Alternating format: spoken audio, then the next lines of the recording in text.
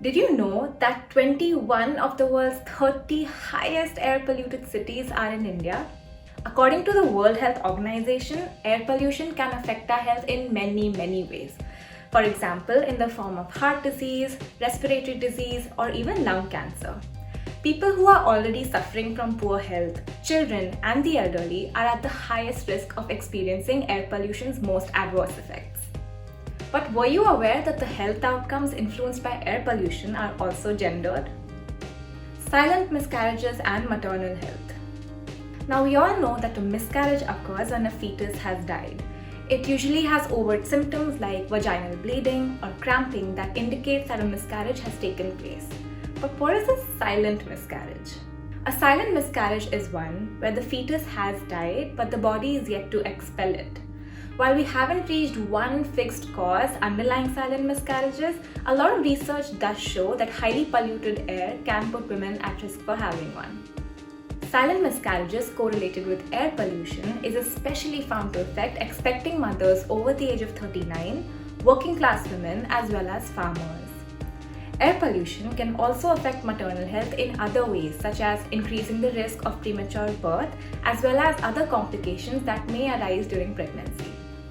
It is estimated that in India, Pakistan, and Bangladesh, air pollution may have contributed to up to 29% of the total pregnancy losses.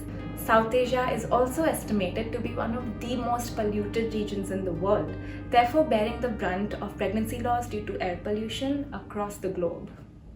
The exposure of PM 2.5 to a pregnant woman actually increases the likelihood of preterm birth as well as low birth weight.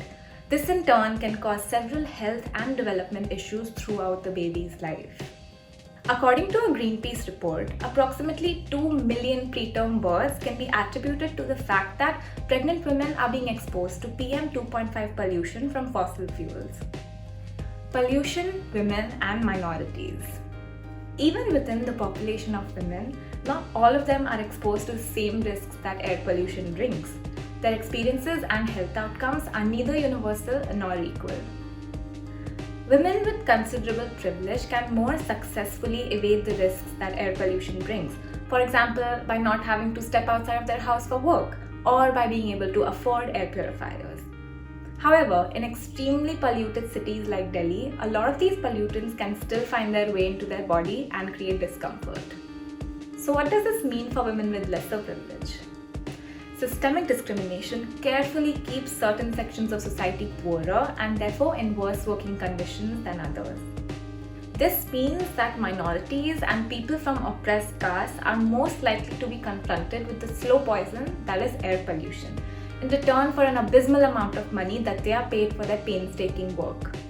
Women in sanitation work, domestic workers traveling for work every day, among others, are likely to be highly affected.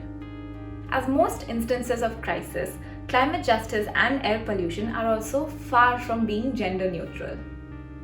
Women bear disproportionate consequences of air pollution, and even more so if they come from rural areas.